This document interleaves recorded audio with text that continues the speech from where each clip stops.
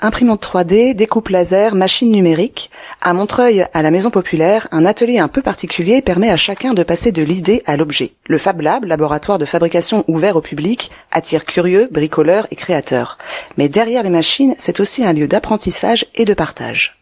Et pour en parler, je suis avec le Fab Manager Simon. Bonjour Simon. Bonjour. Un Fab Lab, c'est quoi exactement ? C'est un lieu ouvert, accessible, inclusif, où on peut venir parler, se renseigner, poser des questions sur la technologie et aussi apprendre à faire par soi-même. L'accent que j'aime vraiment mettre, moi, c'est sur le partage de la connaissance. Et le terme qui me tient à cœur, c'est la réappropriation, de faire que les sujets technologiques et techniques ne soient pas seulement réservés à une élite. C'est une petite règle des Fab Labs, c'est être très bien accueilli, avoir toutes les réponses à toutes les questions possibles, mais à partir du moment où on veut faire quelque chose, on a besoin de quelque chose, c'est de bien savoir qu'en fait, on va le faire soi-même en étant accompagné. Une fois qu'on l'a fait soi-même, en l'apprenant de quelqu'un, on peut aller l'apprendre à d'autres personnes. Ce que j'aime aussi dans un Fab Lab, c'est que la machine ne soit jamais une finalité et que ce qu'on retient ne soit pas « Ah, c'est fait avec une machine !» Non, ce qu'on retient, c'est fait par cette personne et à la fin, ça finit dans le monde réel et on en fait quelque chose. Donc par exemple, des masques, des bijoux, des accessoires, ce genre de choses. Est-ce qu'il faut déjà avoir des compétences pour pousser la porte de ce Fab Lab ?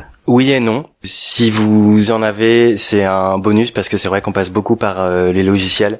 Donc avoir une habitude des logiciels de création et de conception ou même des raccourcis clavier standards, c'est super. Par contre, je me fais une forme d'obligation personnelle de pouvoir vulgariser ça auprès de tout le monde. À ce titre-là, par exemple, le Fab Lab s'inscrit dans différents projets de la Maison Populaire et de la ville de Montreuil, comme par exemple la Semaine Bleue, qui est une semaine réservée au public senior. Donc de pouvoir accueillir des personnes qui ont souvent un background très limité avec le numérique et les ordinateurs, et de pouvoir en fait, sans aucun problème, en fait, les accueillir et leur faire essayer les machines, découvrir, etc. Au-delà des objets, est-ce que les gens qui viennent ici repartent avec quelque chose d'autre ? Oui, parce qu'en fait c'est un échange humain en fait, donc les gens repartent avec autre chose, mais moi aussi en fait. C'est toujours un échange, de pouvoir avancer ensemble aussi parce que je cherche jamais à m'établir comme le sachant premier et principal de ce qui se passe au Fab Lab. Par exemple, le projet Gwynwin qui est venu réaliser ce pion, etc. à l'imprimante 3D, en fait, est arrivé juste au moment où je découvrais la machine et en fait, j'ai énormément appris avec Joséphine et Agathe qui sont venus travailler longuement et donc ça m'a permis aussi d'avancer sur la machine et de rencontrer des chouettes personnes. Pouvez-vous nous présenter les rencontres du Pop Lab ?